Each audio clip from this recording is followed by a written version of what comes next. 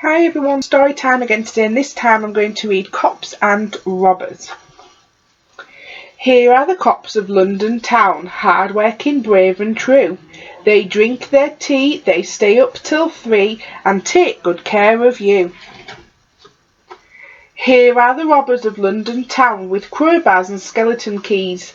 They prowl and creep when you're asleep, and take whatever they please. Her, her for the robbers, the cops and the robbers, her, her. The worst of the robbers, as most of us know, is dreadful Grabber Dan. His voice is gruff, and he's pinched enough stuff to fill a furniture van. His mates in the gang are Snatcher Jack and Babyface Billy the Bag, Pegleg Horace, Fingers Morris, and villainous Grandma Swag. Her, her for the robbers, the cops and the robbers, her, her.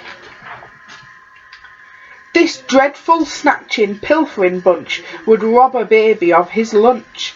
This sneaky, creepy, fingering lot would burgle a burglar like as not. This peg-leg, baby-faced, villainous crew would pinch the pocket of a kangaroo.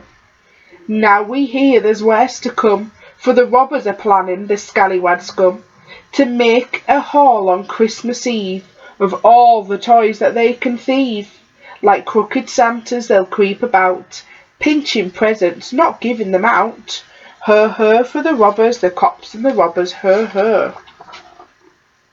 The best of the cops, by common consent, is upstanding Officer Pugh. He can run like a hare and fight like a bear, and he's good at crosswords too.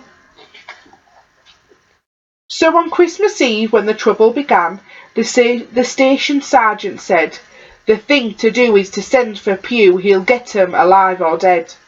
"Listen, Pugh," said the sergeant, "the problem is this. There are toys going missing galore. From the size of the job, we suspect it's a mob. What they'll need's the strong arm of the law."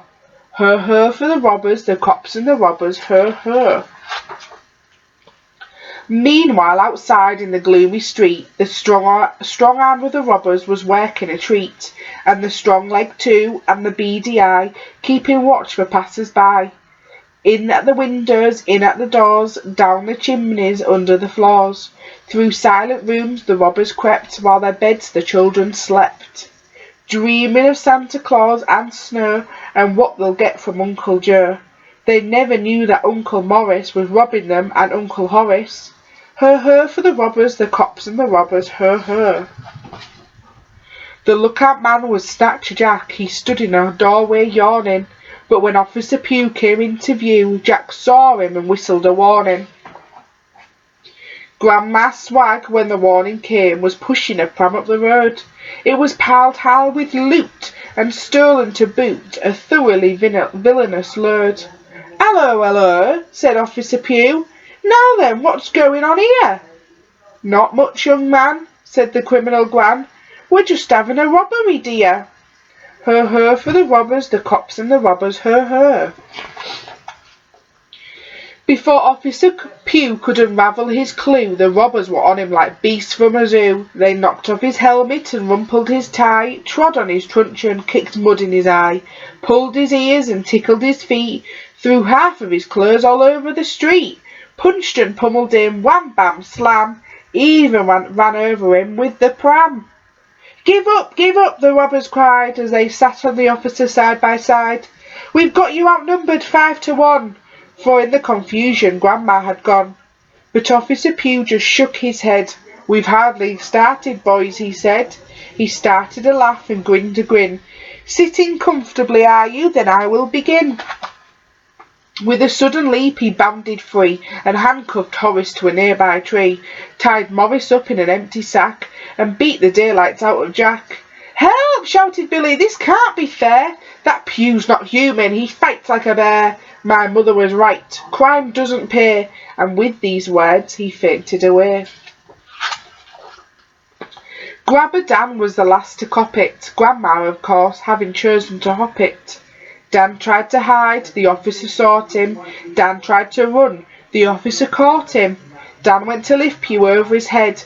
The officer lifted Dan instead, and whirled him round and swung him, whoosh, across the road and into a bush.